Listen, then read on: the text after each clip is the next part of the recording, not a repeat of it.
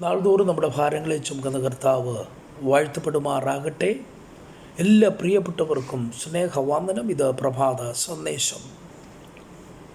31 സങ്കീർത്തനം 24 വാക്യത്തിൽ നമ്മളിങ്ങനെ വായിക്കുന്നു: യഹോവയിൽ പ്രത്യാശയുള്ള ഏവരുമേ ധൈര്യപ്പെട്ടിരിപ്പീൻ, നിങ്ങളുടെ ഹൃദയം ഉറച്ചിരിക്കട്ടെ. ഒരു ദൈവവിശ്വാസിയെ സംബന്ധിച്ചിടത്തോളം അവൻ്റെ ഏറ്റവും വലിയ ധൈര്യമെന്ന് പറയുന്നത് ദൈവത്തിലുള്ള പ്രത്യാശയാണ്. ഈ ലോകത്തിലൊരു ഭക്തനെ സകല വിഷയങ്ങളിൽ നിന്നും, പ്രതികൂലങ്ങളിൽ നിന്നും, സകലവിധ വേദനകളിൽ നിന്നും അവനെ നിലനിർത്തുന്നത് അവന് ദൈവത്തിലുള്ള അത്യന്തികമായ പ്രത്യാശയാണ്. അതുകൊണ്ടാണ് ഇവിടെ സങ്കീർത്തനക്കാരൻ പാടിയത്: യഹോവയിൽ പ്രത്യാശയുള്ള ഏവരുമേ ധൈര്യപ്പെട്ടിരിപ്പീൻ. ദൈവത്തിൽ പ്രത്യാശയുള്ള ഏതൊരു വ്യക്തിയെ സംബന്ധിച്ചിടത്തോളം അവന് ജീവിതത്തിന് അധൈര്യപ്പെടേണ്ട ആവശ്യമില്ല, ഭയപ്പെടേണ്ട ആവശ്യമില്ല. ഒരു കാരണവശാലും അവൻ പിറകോട്ട് തിരിഞ്ഞോടേണ്ട ആവശ്യമില്ല. കാരണം ദൈവത്തിലെ പ്രത്യാശ എന്ന് പറയുന്നത് ദൈവം തനിക്ക് വേണ്ടി പ്രവർത്തിക്കും. ഇന്നലകളെ പ്രവർത്തിച്ച ദൈവം, ഇന്ന് പ്രവർത്തിച്ചു കൊണ്ടിരിക്കുന്ന ദൈവം നാളെയും പ്രവർത്തിപ്പാൻ ശക്തനെന്ന് അവൻ്റെ ജീവിതത്തിൽ അവനുള്ളതായിരിക്കുന്ന പ്രതീക്ഷയാണ്, അവനുള്ളതായിരിക്കുന്ന ധൈര്യമാണ് അവൻ്റെ ദൈവത്തിലുള്ള പ്രത്യാശ എന്ന് പറയുന്നത്. അതുകൊണ്ടാണ് ഭക്തൻ പറഞ്ഞത്: ദൈവത്തിൽ പ്രത്യാശയുള്ള ഏതൊരു വ്യക്തിയും ധൈര്യത്തോടെ ഇരിക്കട്ടെ, ധൈര്യമായിരിക്കട്ടെ. അവന് ഭയപ്പെടേണ്ട ആവശ്യമില്ല. അവൻ ധൈര്യത്തോടെ ഇരിക്കുവാനുള്ള വലിയ ആഹ്വാനം നമുക്കവിടെ കാണുവാൻ കഴിയുന്നു. എന്നിട്ട് സങ്കീർത്തനക്കാരൻ ഇങ്ങനെ കൂട്ടിച്ചേർക്കുന്നു: നിങ്ങളുടെ ഹൃദയം ഉറച്ചിരിക്കട്ടെ.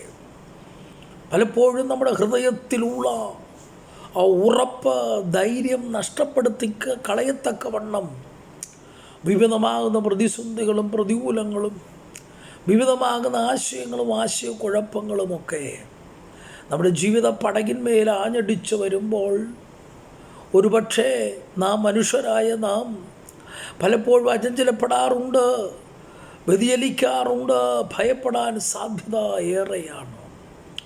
അതുകൊണ്ടാണ് ഇവിടെ സങ്കീർത്തനക്കാരൻ പറയുന്നത്: നീ ധൈര്യപ്പെട്ടിരിപ്പീൻ, നിങ്ങളുടെ ഹൃദയം ഉറച്ചിരിക്കട്ടെ.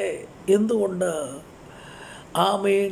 പ്രത്യാശയുള്ളൊരു വ്യക്തി ധൈര്യത്തോടെ ഇരുന്നാൽ, ഉറച്ചിരുന്നാൽ, അവനെ തകർക്കുവാൻ, അവനെ നശിപ്പിക്കുവാൻ, അവനെ ഇല്ലാതാക്കുവാൻ ലോകത്തിലൊരു ശക്തിക്കും സാധ്യമല്ല.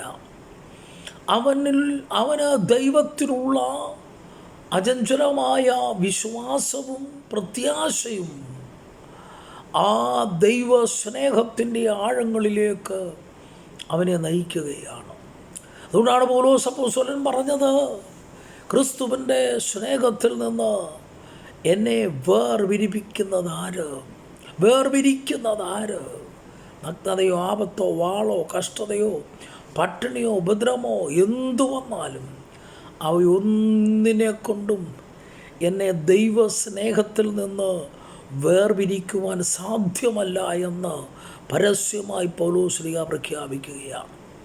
അപ്പോൾ ആ വിശ്വാസത്തിൻ്റെ ആഴം, കർത്താവിലുള്ള ആ വിശ്വാസവും ആ പ്രത്യാശയും ആ ധൈര്യവും ആ ഉറപ്പും ആ വാക്കുകളിൽ നമുക്ക് കാണുവാൻ കഴിയുന്നു.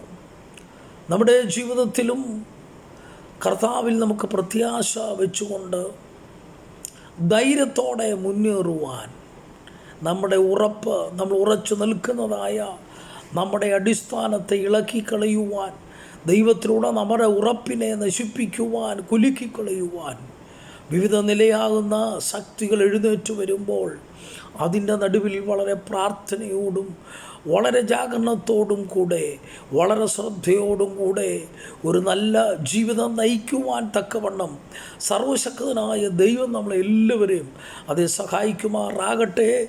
ദൈവം എല്ലാവരെയും ധാരാളമായി അനുഗ്രഹിക്കുമാറാകട്ടെ. ആമേൻ, ആമേൻ, ആമേൻ.